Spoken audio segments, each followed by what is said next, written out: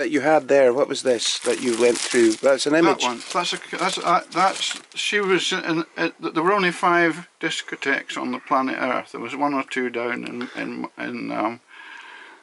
This is the origin of the word discotheque. Yeah, Paris. It originates in Paris because they had a bibliothèque. Is a library, but they had a cinematheque.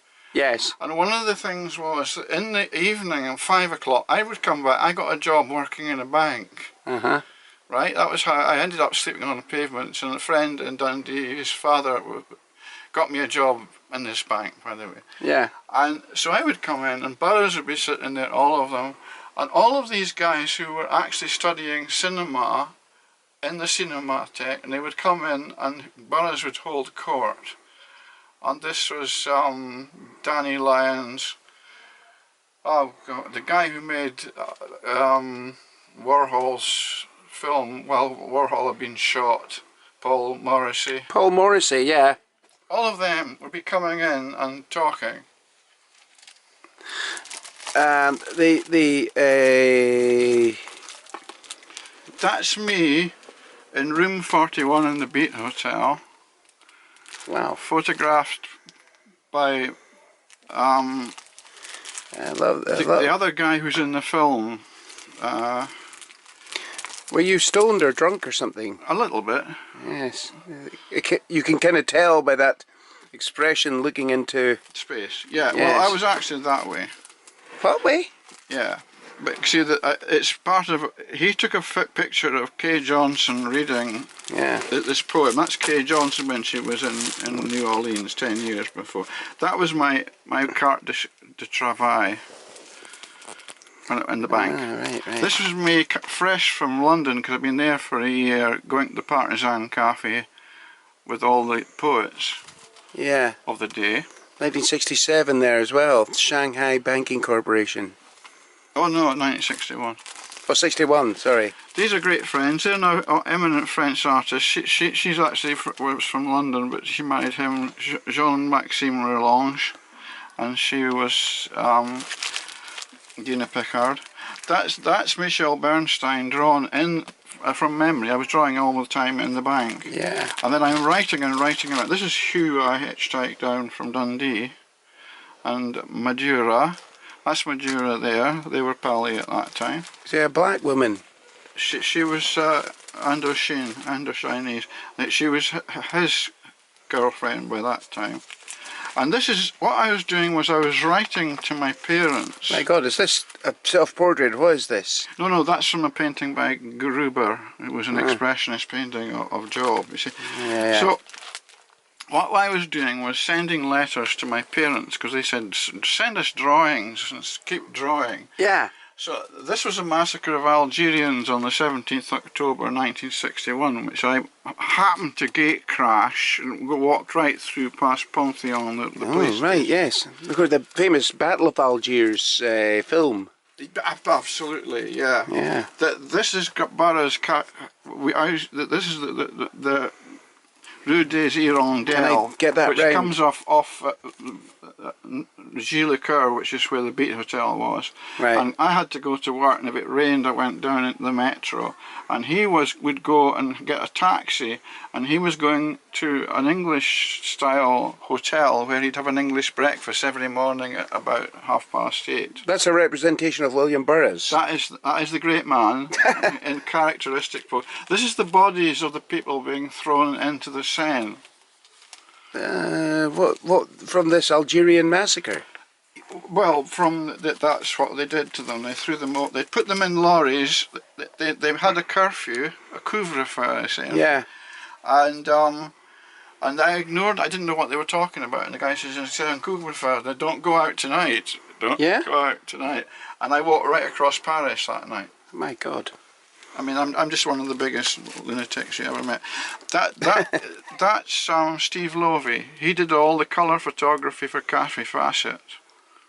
I love these illustrations.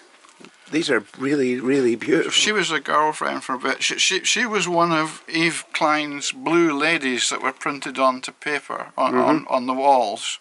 Yeah. Covered in blue paint, and then they printed them. and an exotic dancer. Were these illustrations in the Beat Point film that you did? Yeah, the yeah. documentary. A lot of them are in. You see, the thing is. So did they take these out? That's the guy I hitchhiked down with. That's actually Dina Pickard and an American girl, Marion.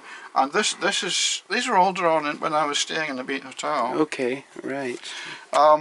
So it's a long story. That was for a play I was writing. This is Harry Drury, who was an half American, half Australian, half New Zealander. Very good painter. Yeah. And I used to go there on the weekends, and I met him at Gregory Corso's going away party. Yeah. I mean, these are all true. Wow. So all of this is the Avazanda manuscript. See, that's you got tons of stuff here. Wait a minute, it's going to take. What do you think? Look. You haven't even got into I know. And is there more and more of these catalogues? No, journals, rather. Yes, there is a lot of stuff like that. There's tons of it. That's me again. You see, Warhol was doing. Oh God! You know, you go to the cinema. You go to the station and like the Empire State Building film photo booth. Oh yes, he did do. He did that, 1962, whatnot. This is from a photo booth image. Yeah. So I was doing that at the same time as Warhol. Unbeknown, I'd never heard of him, but I had been told there was a guy called Andy Wahoo. You will undoubtedly have your comeuppance and recognition. I don't care about that. But the thing is, this is... Okay, then it starts getting really interesting. That's Asger Jorn, that's Michèle Bernstein. This is a black singer. That's the man who ran this is about the chameleon. That's me drawn from my parents. This guy became the chief cellist in the London Symphony Orchestra, John Weiss, and he was studying under Tortelli. He got pissed off. I've just gone to 7 minutes. I've got to realise that if I go too far, I think that what happens is people lose concentration. The world is full of people that fritter along with like 1 minute 30 seconds is as far as they go, and this is wonderful. I mean, I cannot believe what I'm seeing here. These beautiful. They did animated that and made him like Dracula, and who is that? Childish animal. That's William Burroughs coming. I used to see him doing that every morning. What is he doing? Like he actually carried a scythe. Well, I drew him with a scythe. The image of death. Yeah. Well, he did lots of stuff because he used to act out his routines. And was he a heroin addict then? Oh, yeah, but he'd been off it that many. He was addicted to rehab. And really? The naked lunch is the horrific hallucinations he had from Dr. Dent's apometric, a word like that, cure for heroin addiction. Oh, so he was actually going in and out of rehab even then. There is the photo booth. That's Lil Nielsen. That's an American girl. That's me. And we went off and got ourselves locked in Notre Dame to see the sunrise through the stained glass windows on These are Easter wonderful. morning. These are absolutely wonderful. I'm glad they've got recognition that in this documentary.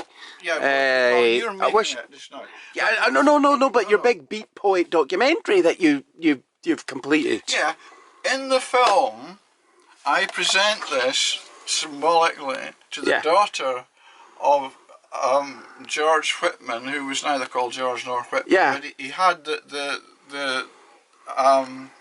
Shakespeare and Company's bookshop, which was actually named after Sylvia Beach's one, where she published not Naked Lunch, but Ulysses, James Joyce's Ulysses, 30 years before.